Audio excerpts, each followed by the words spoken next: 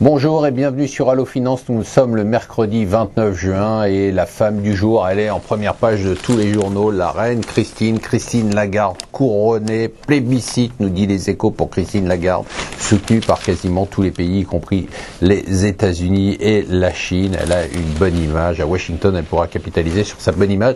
Et bien évidemment, la question qui se pose, c'est qui sera ministre de l'économie et des finances? Et en 2011, pour des générations de gens de haut niveau, de 40 ou 50 ans, donc on peut pas dire que ce sont des gens qui ont 75 ans, qui sont d'une autre époque, eh bien l'anglais, qu'on pense acquis pour ce genre de personnes est un problème, et c'est probablement ce qui peut empêcher François Baroin d'avoir le poste de ministre de l'économie et des finances. On dit qu'il est furieux s'il ne l'a pas et qu'il menace de démissionner. Alors, qui tient la corde? Valérie Pécresse et Bruno Le Maire? Réponse dans quelques heures. Alors, bonne nouvelle, alors bon, bien évidemment la nouvelle du jour, à part ça, c'est la Grèce. La Grèce, la Financial Times n'hésite pas à parler de vote suicide. C'est quand même assez fort, et c'est vrai qu'aujourd'hui, si la Grèce, par malheur, décidait, le Parlement grec, de ne pas voter le plan d'austérité, ça serait vraiment un désastre sans précédent sur les marchés. Enfin, s'il y a un précédent, c'est quand même Lehman Brothers. Mais bon, on espère que les Grecs seront raisonnables. Ils ont besoin de l'argent de l'Union européenne et du FMI, et surtout, ça ne leur pose aucun problème de promettre de faire un plan d'austérité, un programme de privatisation, puisqu'une fois de plus ils vont mentir et ils ne vont pas l'appliquer, donc autant le voter puisqu'ils ne vont pas l'appliquer. Hier, la bonne nouvelle aussi du jour, ça a été l'adjudication des emprunts italiens.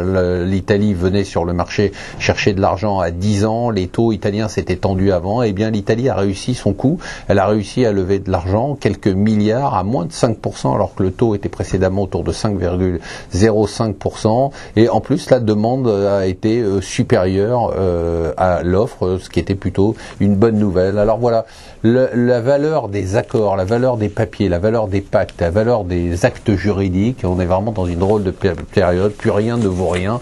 Il y a un accord entre Casino et sa filiale, et le groupe avec lequel il est associé au Brésil, un accord par lequel eh bien aucun des deux partenaires ne peut négocier, bien évidemment, sans l'autre. Ça n'a pas empêché le partenaire brésilien de chercher une alliance avec un groupe français, donc dans un pays droit, qui est Carrefour, qui a décidé de se rapprocher du partenaire brésilien de Casino. On est parti pour une bataille juridique qui va durer des années, qui risque d'être assez sanglante entre les deux frères ennemis de la distribution française. La mauvaise nouvelle du jour, c'est le chômage. Rien n'y fait, le chômage remonte, et il remonte fort en mai, 17 700 demandeurs d'emploi en plus. C'est vraiment pas bon, c'est pas un bon point pour le gouvernement. Il faut dire que pour l'instant, on a une politique économique qui est tout à fait incompréhensible. Alors, stress test européen, vous savez, c'est cette école des fans. Bon, ils ont décidé quand même de faire passer des stress tests qui soient un tout petit peu plus sérieux, et il semblerait qu'il y ait 10 à 15 banques qui seraient recalées, principalement des banques grecques, allemandes, portugaises et espagnoles, donc à attendre. Et Wen Jiabao était en Allemagne, et ça a été le grand amour entre Angela Merkel et lui.